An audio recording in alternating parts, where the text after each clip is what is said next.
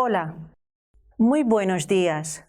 Bienvenidos a EPG Pathshala de Español. Estamos en el paper 9 que se titula Literatura Medieval. Me llamo doctora Alka Jaspal e imparto clases de literatura española medieval en la Universidad Nehru de Nueva Delhi. En este módulo hablaremos del autor Don Juan Manuel.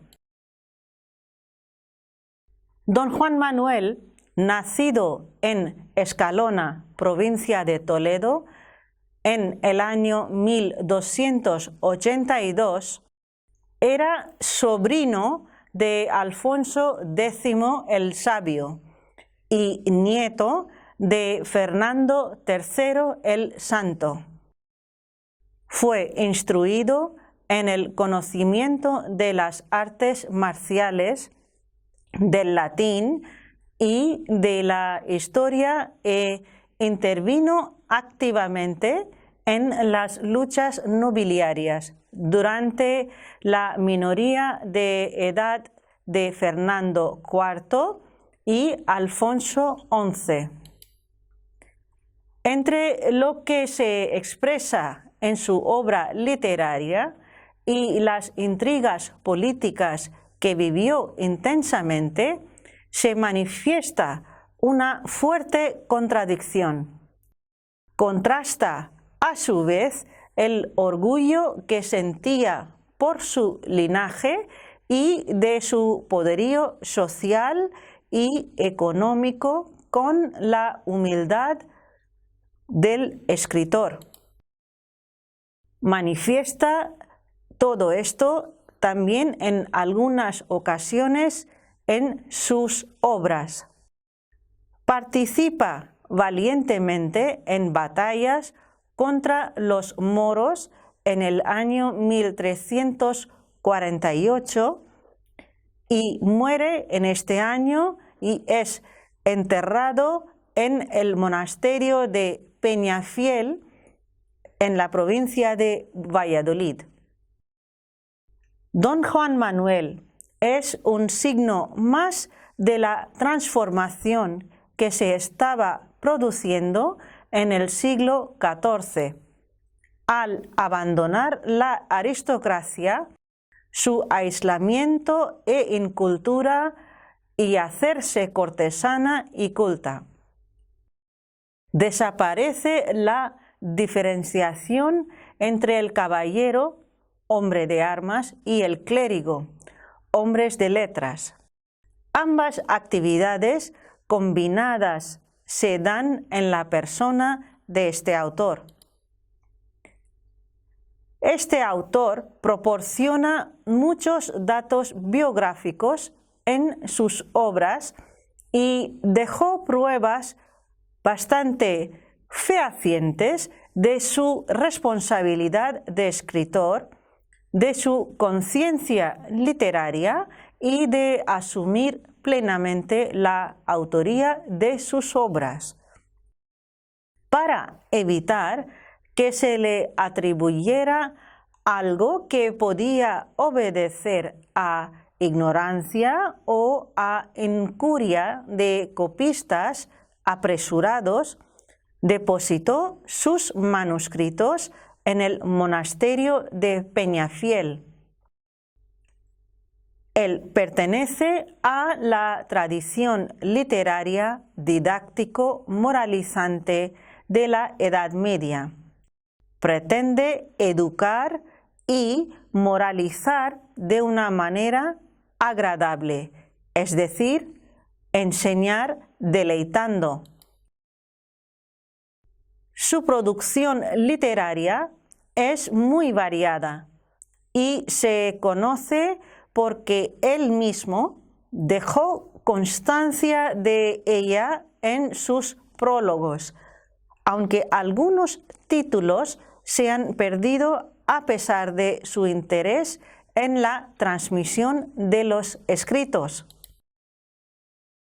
Entre las obras conservadas caben resaltar algunas.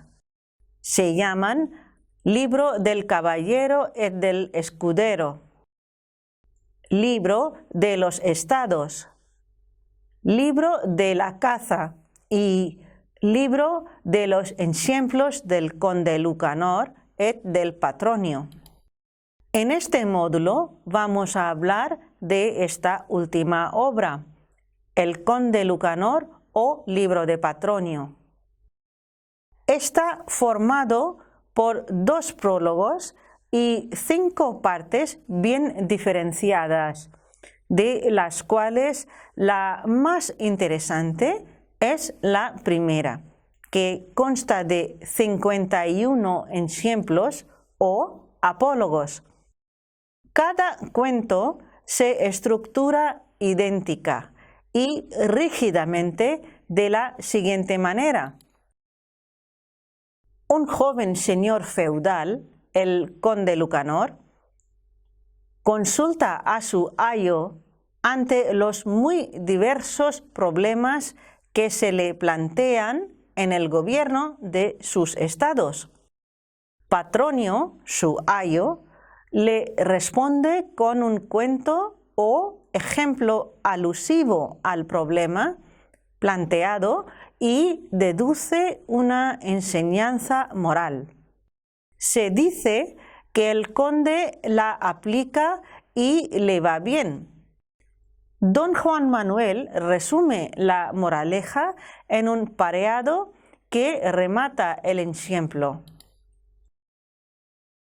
Los temas de los diferentes capítulos que aparecen a lo largo de toda la obra son muy variados y todos los estados y estratos sociales, sean ricos y pobres, nobles y plebeyos, mercaderes, frailes, burgueses y prelados, todos están presentes en ella.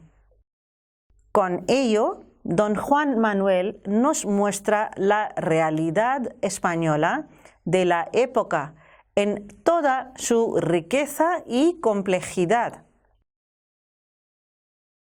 En cuanto a la lengua y estilo, nos encontramos con aspectos muy interesantes. El empleo de una lengua tan selecta es el resultado de la búsqueda constante de un estilo personal por parte de don Juan Manuel. La selección del vocabulario, la claridad de la expresión y la concisión nos revelan el gran afán didáctico del autor. Aparte de esto, se distingue la presencia de un léxico abundante y muy selecto, la adjetivización precisa y las frases cargadas de intención. Pero aparecen rasgos de inmadurez lingüística, como la constante repetición de la conjunción copulativa et, que significa e o i. Aparte de esto, se aprecia una reiteración del verbo decir o decir. A veces se sustituye por los verbos contar, preguntar, responder, rogar, etc. La mayor parte de los ejemplos procede en primer lugar de cuentos y fábulas orientales. Además, también provienen de fuentes clásicas de la tradición española, por ejemplo, el cuento de la lechera y el de la eclesiástica vienen de la Biblia. Anteriormente, el arcipreste rehace estos cuentos y los convierte en una pequeña obra maestra con un sello personal. El propósito de la obra es expresado claramente en el primer prólogo de la obra. Se pretende el provecho para aumentar la fama, la honra y la hacienda, preocupaciones típicas del noble castellano, y además conseguir la salvación del alma. De este hecho se puede deducir el gran afán didáctico y moralizador de todas las obras de don Juan Manuel. La enseñanza moral, religiosa y filosófica que pretende el autor y su intento de defender su clase social y la honra se puede entrever también en el apólogo de origen oriental. Ahora vamos a leer y estudiar un fragmento que es el cuento séptimo y se titula Lo que sucedió a una mujer que se llamaba Doña Truana. Otra vez estaba hablando el conde Lucanor con Patronio de esta manera. Patronio, un hombre me ha propuesto una cosa y también me ha dicho la forma de conseguirla. Os ruego, que tiene tantas ventajas, que si con la ayuda de Dios pudiera salir bien, me sería de gran utilidad y provecho, pues los beneficios se ligan unos con otros, de tal forma que al final serán muy grandes. Allí, hasta este momento, vemos cómo el conde plantea la problemática a su ayo. Sigue el cuento. Entonces le contó a Patronio cuánto él sabía y al oírlo Patronio contestó al conde: Señor conde Lucanor, siempre oí decir que el prudente se atiene a las realidades y desdeña las fantasías, pues muchas veces a quienes viven de ellas les suele ocurrir lo que a doña Truana. En esta aproximación vemos cómo Patronio ya le previene del peligro de las fantasías y le aconseja que tiene que vivir en la realidad. Y ya de paso le plantea el ejemplo de la doña Truana. El conde le preguntó lo que le había pasado a esta. Y él contesta: Señor conde, dijo Patronio, había una mujer que se llamaba doña Truana, que era más pobre que rica, la cual, yendo un día al mercado, llevaba una olla de miel en la cabeza. Mientras iba por el camino, empezó a pensar que vendería la miel y que con lo que le diesen compraría una partida de huevos, de los cuales nacerían gallinas, y que luego con el dinero que le diesen por las gallinas compraría ovejas. Y así fue comprando y vendiendo, siempre con ganancias, hasta que se vio más rica que ninguna de sus vecinas. Luego pensó que, siendo tan rica, podría casar bien a sus hijos e hijas y que iría acompañada por la calle de yernos y nueras, y pensó también que todos comentarían su buena suerte, pues había llegado a tener tantos bienes, aunque había nacido muy pobre. Hasta aquí vemos cómo esta señora Truana está fantaseando. Y sigue. Así, pensando en esto, comenzó a reír con mucha alegría por su buena suerte y, riendo, se dio una palmada en la frente. La olla cayó al suelo y se rompió en 1000 pedazos. Doña Truana, cuando vio la olla rota y la miel esparcida por el suelo, empezó a llorar y a lamentarse muy amargamente, porque había perdido todas las riquezas que se esperaba obtener de la olla si no se hubiera roto. Así, porque puso toda su confianza en fantasía, no pudo hacer nada de lo que esperaba y deseaba tanto. Con esta terminación del cuento, Patronio se dirige al conde otra vez y le dice: «Vos, señor conde, si queréis que lo que os dicen y lo que pensáis sean realidad algún día, procurad siempre que se trate de cosas razonables y no fantasías o imaginaciones dudosas y vanas. Y cuando quisieres iniciar algún negocio, no arriesguéis algo muy vuestro, cuya pérdida os pueda ocasionar dolor, por conseguir un provecho basado tan solo en la imaginación». Con estas palabras le da sus consejos. Al conde le agradó mucho esto que le contó Patronio. Actuó de acuerdo con la historia y así le fue muy bien.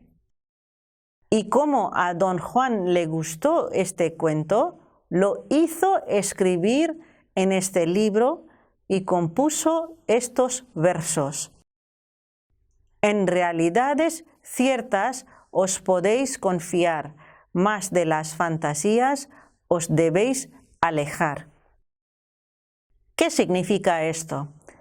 Aquí vemos cómo el consejo que le dio su ayo le hace obrar bien, a trabajar bien a don Juan, y como un agradecimiento personal y para que no se olvide a nadie y que todos que lean su obra puedan aprovecharse de estos consejos, hace que se escriba en estos libros y como remate final pone las líneas.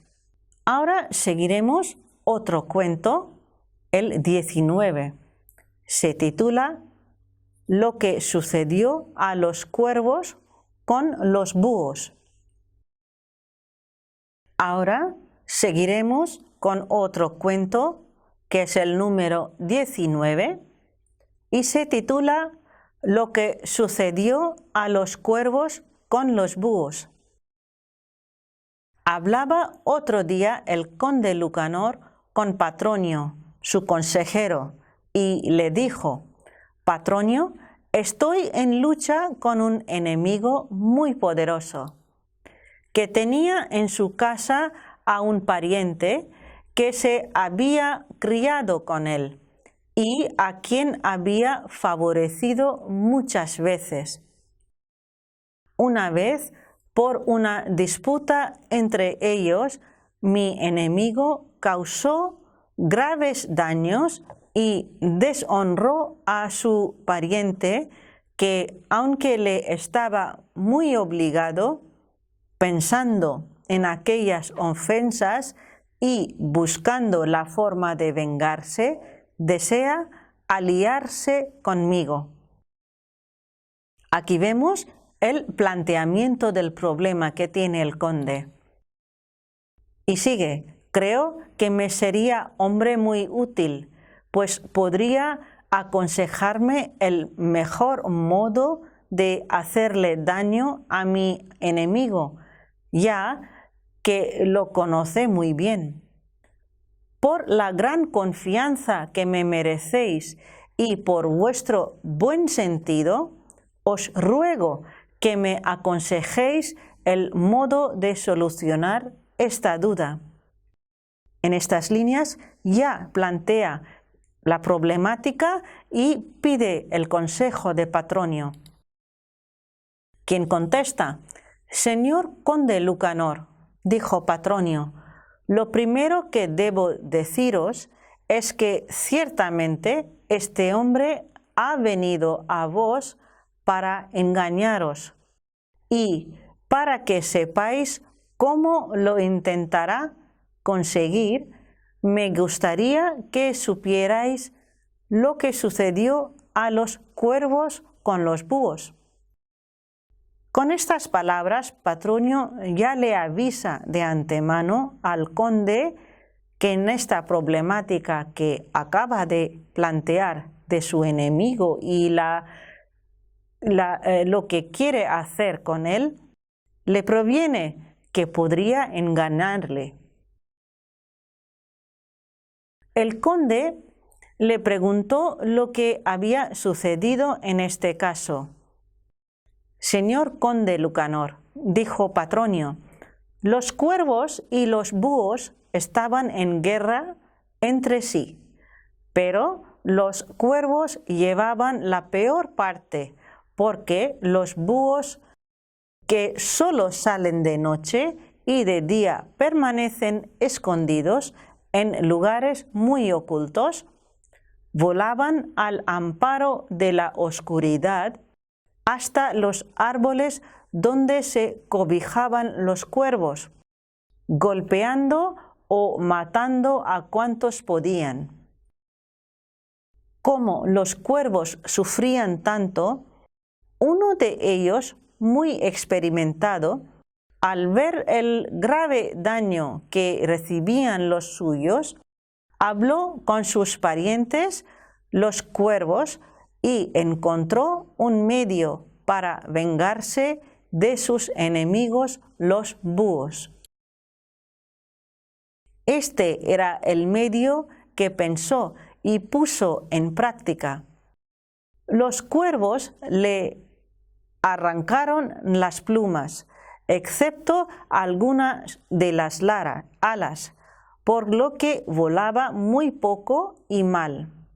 Así, lleno de heridas, se fue con los búhos, y a los que contó el mal y el daño que le habían causado los cuervos, porque él no quería la guerra contra los búhos. Por lo cual, si ellos lo aceptaban como compañero, estaba dispuesto a decirles las mejores maneras para vengarse de los cuervos y hacerles mucho daño. Los búhos, al oírlo, se pusieron contentos, porque pensaban que con este aliado podrían derrotar a sus enemigos los cuervos, con lo cual empezaron a tratarlo muy bien y le hicieron partícipe de sus planes secretos y de sus proyectos para la lucha. Sin embargo, había entre los búhos uno que era muy viejo y que tenía mucha experiencia, y que cuando se enteró de lo del cuervo, descubrió el engaño que les preparaba y fue a explicárselo al cabecilla de los búhos, diciéndole que con toda seguridad aquel cuervo se les había unido para conocer sus planes y preparar su derrota, por lo que debía alejarlo de allí inmediatamente. Pero este experimentado búho no consiguió que sus hermanos le hicieran caso, por lo cual, al ver que no lo creían, se alejó de ellos y se fue a vivir a un lugar donde los cuervos no pudieran encontrarlo. Los búhos, no obstante, siguieron confiando en el cuervo, Cuando le crecieron otra vez las plumas, dijo a los búhos que pues ya podía volar.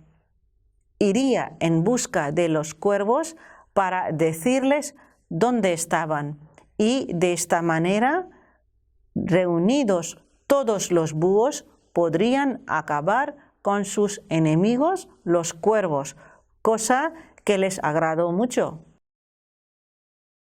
Al llegar el cuervo donde estaban sus hermanos, se juntaron todos y, como sabían los planes de los búhos, los atacaron de día, cuando ellos no vuelan y están tranquilos y sin recelo. Y destrozaron y mataron a tantos búhos que los cuervos quedaron como únicos vencedores. Con este cuento, Patronio le avisa al conde y ya remata con sus consejos. Así les sucedió a los búhos, por fiarse del cuervo, que es por naturaleza enemigo suyo.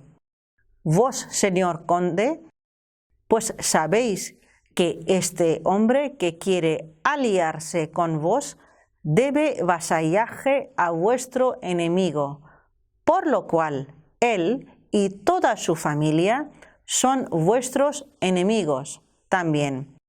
Os aconsejo que los apartéis de vuestra compañía, porque es seguro que pretende engañaros y busca vuestro mal.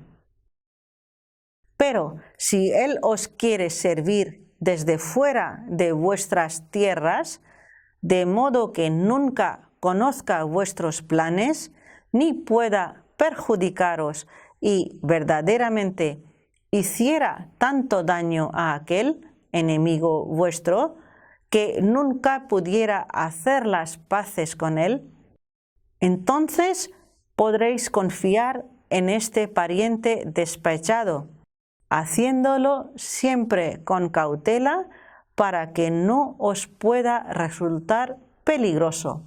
Con estas palabras, Patronio aconseja al conde que tenga mucho cuidado con este supuesto amigo enemigo. El conde pensó que esta era un buen consejo. Obró según él y le fue muy provechoso. Y como don Juan comprendió que se trataba de un cuento muy bueno, lo mandó escribir en este libro e hizo estos versos que dicen así: al que antes de tu enemigo solía ser, ni en nada ni nunca le debes creer. ¿Cómo se habrán dado cuenta los dos fragmentos que acabamos de... ¿Cómo se habrán dado cuenta los dos fragmentos que hemos seguido ahora? Tienen un origen muy sonado y muy conocido. Los dos cuentos proceden de la famosa obra hindú, el Panchatantra, del siglo III a.C. Con esto creo que se habrá aclarado este tema bastante. Muchas gracias.